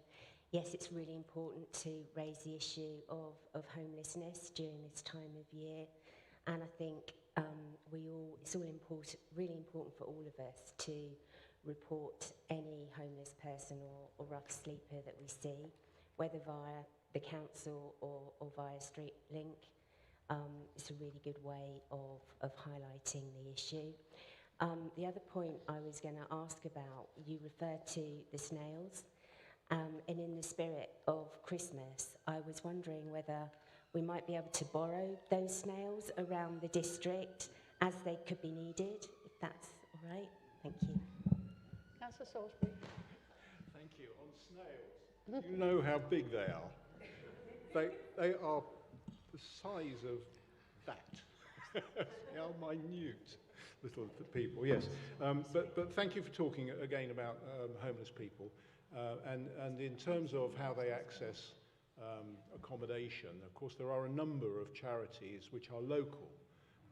And it's very important that people should support them. I mean, there are more than two, but the two that I certainly speak to a bit are Crawley Open House, that's right, and Turning Tides. I mean, they're the two that kind of feed through us, and they're always very welcoming of any donations that anybody wishes to give them. I'm not doing an advertising here, but supporting these people, they are the ones that are on the front line supporting the homeless in this area. Thank you. Councillor Henwood.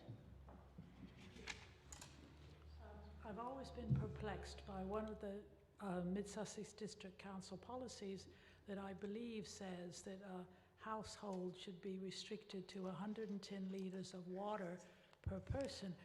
How can this be controlled? Thank you.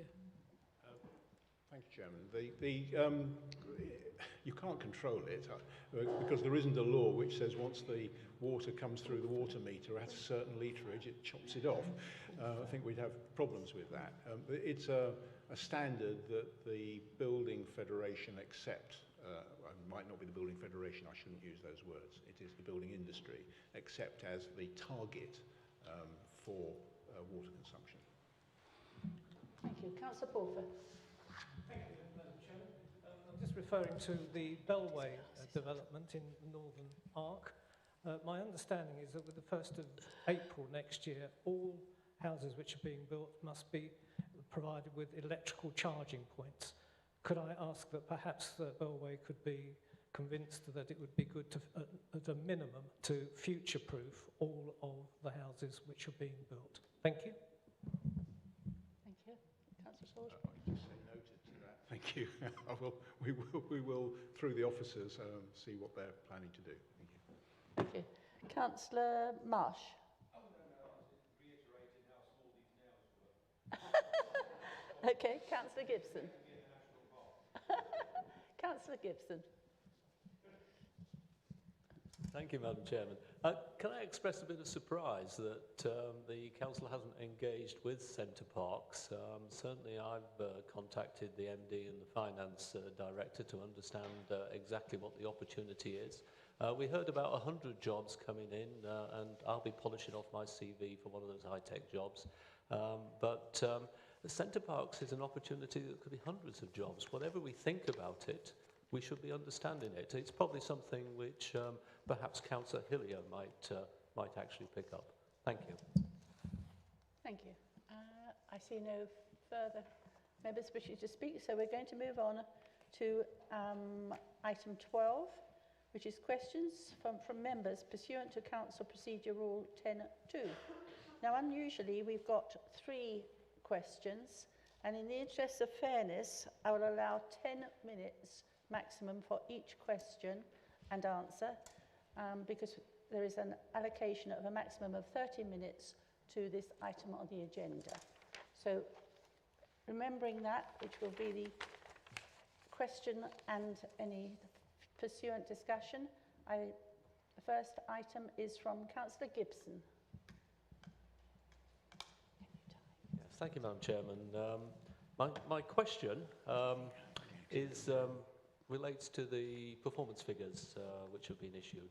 Noting that the latest quarterly performance monitoring report identifies a loss of 66 affordable housing units due to the failure to achieve policy-compliant S106 agreements, and also that the Council is currently supporting 117 households in temporary accommodation, can the following information be provided?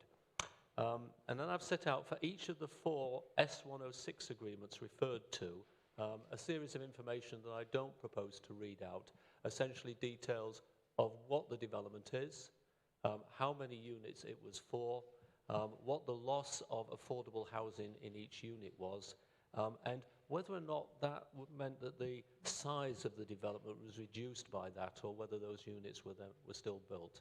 And I went on to inquire whether or not free service land in lieu of affordable housing was sought by the Council in accordance with District Policy 31, DP 31 Part 5.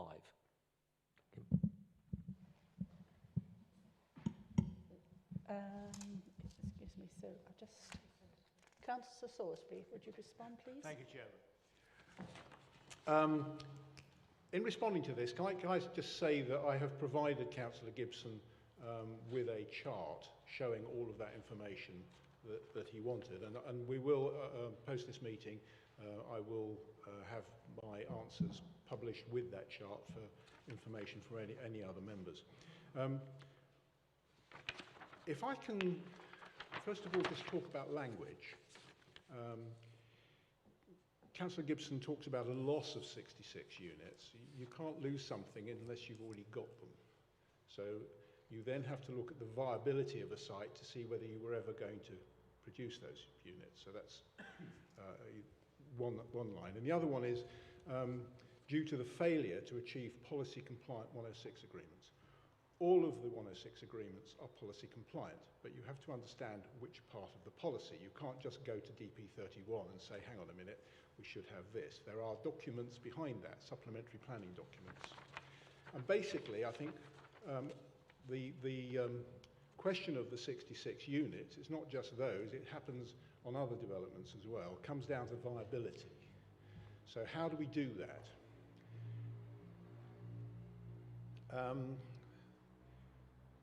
There are 3 documents which support DP 31.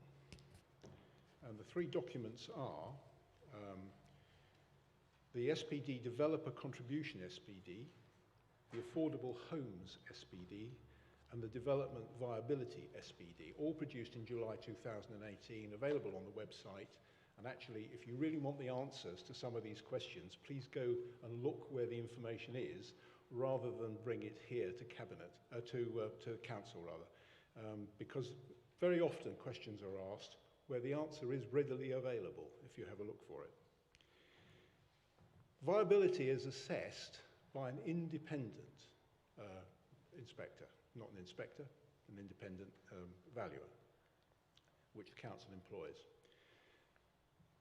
Once he decides that a development cannot be viable with the level of S106 that's put into it, accommodations are made, like taking out units, for instance, but they don't go. They are, I like to think of the word deferred as the best way of describing it. Some sites, yes, there will be no affordable housing on. They're small sites. You can see that the developer can only just about build them in a with reasonable financial expectations. The larger developments, what happens is that they are assessed at various stages through. Now, don't ask me which stages, because if you go to the supplementary planning document, you'll see it depends on the size of the site, number of units being put in, and so on. But they are assessed all the way through, and at the end of it, it might be halfway through on a big site, some units will then have to be provided. At the end of it, another assessment is done. By then, maybe some have already been been sold on and so on because of the way the market works, and therefore a financial contribution is taken. The last question you had, which was on do developers, or get the wording, which was whether free service land in lieu of affordable housing is sought by the council. Yes, it is, and I can assure you that the housing team are like little dogs going after this stuff. It is vitally important we produce affordable housing for people in our community. Everybody takes it very seriously, not least the housing officers who really pursue it very hard indeed. So every member can be confident that any affordable housing that's taken out of the site is not done lightly, and it is challenged all the way through to the completion of the site where it's reassessed. So that's the answer, I believe, to where the 66 houses were not achieved, which is, I think, a shame, because, as I say, we need affordable housing. The people who live in affordable housing are the driving force of our community. They really are. They're nurses and taxi drivers, and who knows what. Those who have not been able to get onto the market housing that many of us are fortunate enough to have. I hope that answers your question, Councillor. Thank you, Councillor Salisbury. Councillor Gibson, do you wish to ask a supplementary question? I'll take the opportunity to thank the Cabinet member for that very full and detailed answer. I do observe that in all cases for which the data was provided, and I'd urge councillors to look at it, the affordable housing, effectively, the numbers are still sold on the commercial market, so the developer is taking profit, and the figures I've got show that money isn't coming in. However, the key point about the question was really the opportunity to make sure that we built social housing, affordable housing, let me use the right word, where there was opportunity to do so. And I crafted a question. I mean, the Cabinet member has dealt with most of it, but can I just ask that he ensures that the possibility of strengthening DP 31 Part 5 in the coming district plan review is reviewed, and opportunities to do that, so that parish councils, local communities could take advantage of that land and do their own community land trusts or what other type of activities to deliver the housing for local needs. Thank you. Councillor Salisbury. Yeah, thank you, Councillor Gibson. In fact, under the district plan review, all of the policies are being revisited, and you will see that roll out quite soon. Thank you. Move on to number 2, the second question from Councillor Eggleston. Yes, thank you, Madam Chair. Noting that Mid Sussex District Council regularly submits bids for funding from central government, what bids have been submitted in the current calendar year by value and purpose, and what has been the outcome of these bids? That response from Councillor Ash-Edwards, please. Thank you very much, Chairman. As members will know, the Council proactively seeks opportunities to secure inward investment to deliver the best possible outcomes for residents and businesses in our district. And in Burgess Hill alone, we have secured over £46 million in grant funding to support a range of enhanced infrastructure projects, such as the A2 300 corridor improvements, the Place and Connectivity programme, the delivery and rollout of gigabit speed full fibre, and the upgrades to the sewage treatment plant at Goddard's Green. Turning to the specific question that Councillor Eggleston asks, during this financial year, the Council has made 2 direct bids for government funding, both for Burgess Hill. The One Public Estate programme, the Council received £50,000 from OPE Phase 8 to support a feasibility review of proposed regeneration at Burgess Hill Railway Station and adjacent land. And this is in addition to a contribution of £25,000 from Network Rail to support that feasibility work. And secondly, as members are well aware, the Levelling Up Fund bid of £14 million to accelerate the regeneration and private sector investment into Burgess Hill town centre. And as we went through at the last meeting, unfortunately that bid was not successful, although I would just again note that round one of LUF allocated only around a third of the total pot, and while dates for round two are still to be announced, we will be working with the department on formal feedback of the LUF bid and consider preparation of a round two bid. Chairman, the Council also considers opportunities to make joint bids where possible, and during the financial year we made a joint bid with West Sussex County Council to the Community Renewal Fund for £600,000 to develop community hubs across the district in collaboration with EMSFA and Citizens Advice to deliver community outreach and support on issues such as debt, employment and housing. Unfortunately, that bid was unsuccessful, but we'll continue to explore opportunities to pursue that. And Chairman, this Council will always be ambitious in securing grant funding and inward investment for Mid Sussex, and I think any reasonable analysis over the last few years would show the success of that work, Chairman. Thank you, Councillor Ash-Edwards.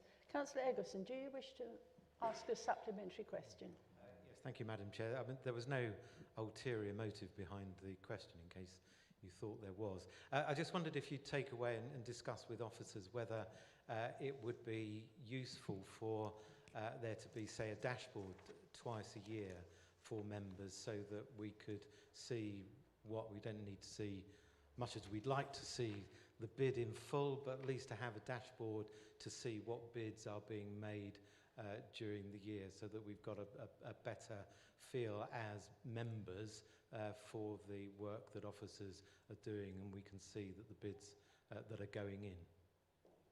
Councillor Ash-Edwards.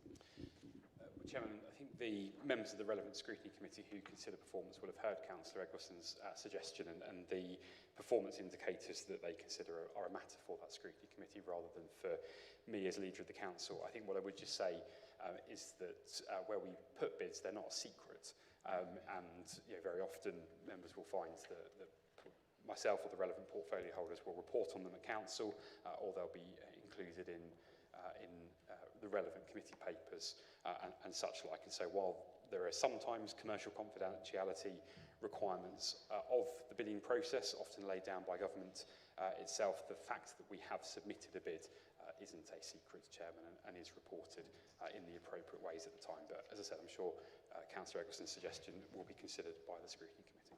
Thank you.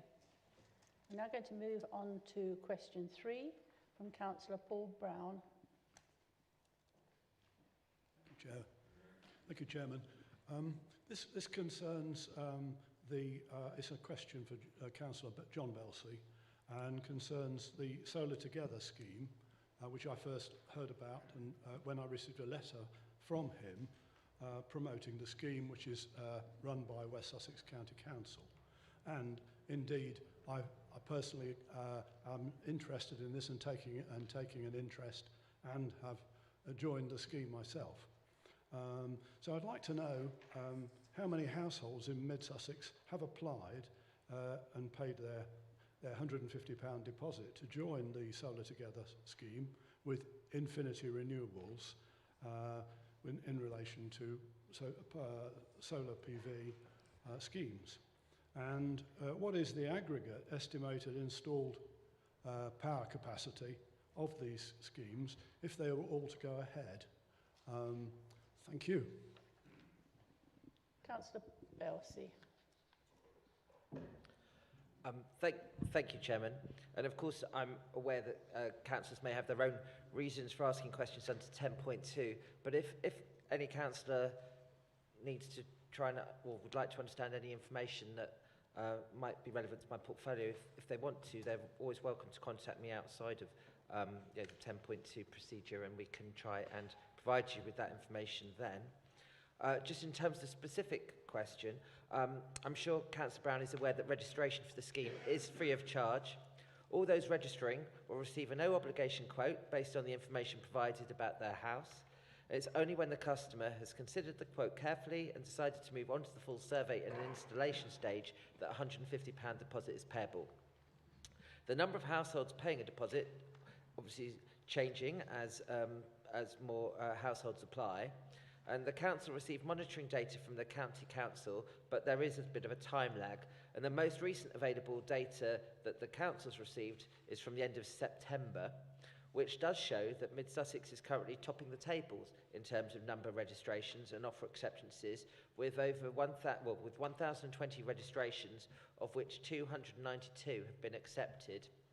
But just anecdotally, based on sitting next to a councillor who has also tried to go with the scheme, he understands that the scheme is fully subscribed currently, and so we'll come back to you if that's not the case, but we believe that to be the case currently. So it seems to have been well subscribed.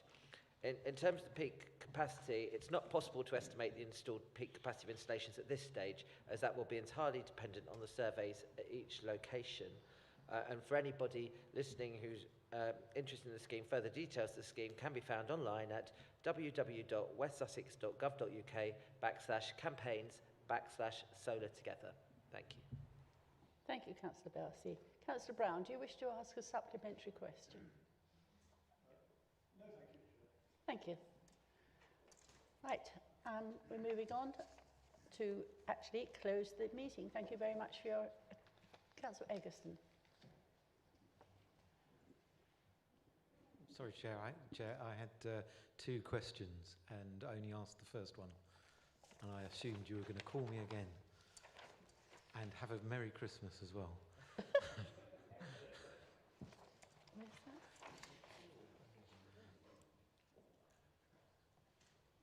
Right, if you ask your question, please. Thank you very much indeed, Madam Chairman.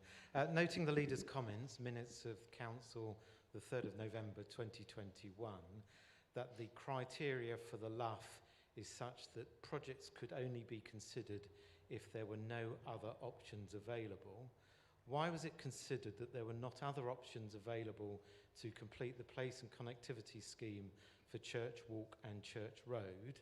And second part, when were the proposals for the digital hub drawn up, and how was that to be originally funded? Councillor Ash-Evans. Thank you very much, Chairman. Well, firstly, Chairman, as Councillor Eggleston is a member of the member steering group involved in the Place and Connectivity programme, it won't come as a surprise just how oversubscribed the Place and Connectivity programme is, and one of the roles of that member steering group is to help prioritise the potential projects. Essentially, there are far more projects that are part of the aspirations for that programme than the available funding. And the Church Walk, Church Road scheme presented to the group is currently not affordable within the Place and Connectivity budget.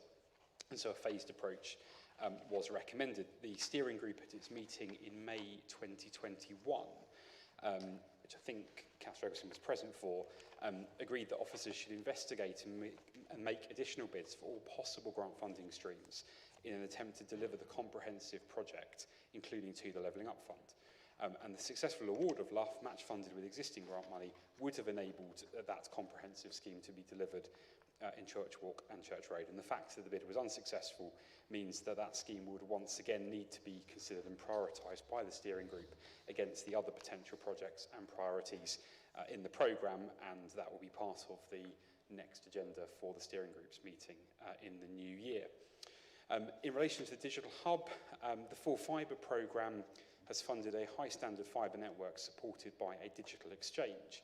And the digital exchange consists of technical equipment that's been specifically designed so it can be relocated to serve as part of the digital hub, a highly connected shared workspace if that opportunity arises. That was planned as part of the Council's local full fibre network project in order to maximise the opportunities for further economic and social developments, because as we've been very clear throughout, it's not just a question of putting the fibre in the ground, but ensuring that our local economy is able to leverage that investment and make the most of it in terms of the connectivity that it provides. And the LUF bid would have provided that opportunity in order to deliver the digital hub. Components of that work are already in place through the local full fibre network programme, but clearly we're seeking an opportunity to take that further and ensure the maximum economic benefit from the investments already made. Thank you, Chairman. Thank you.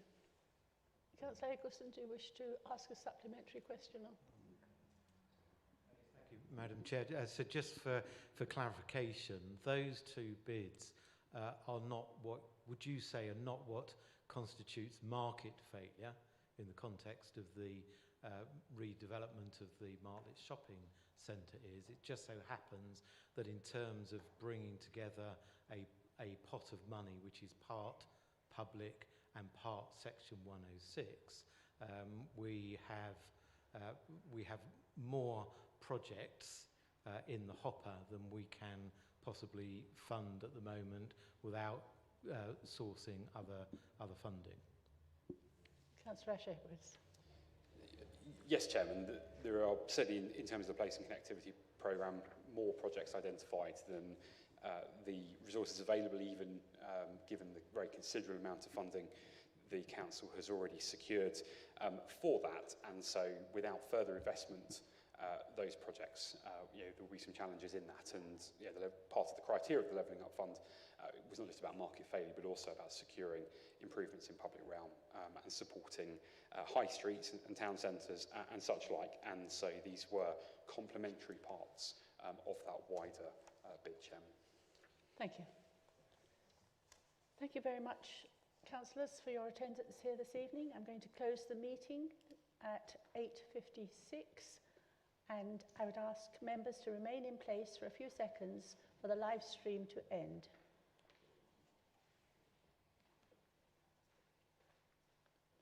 Thank you.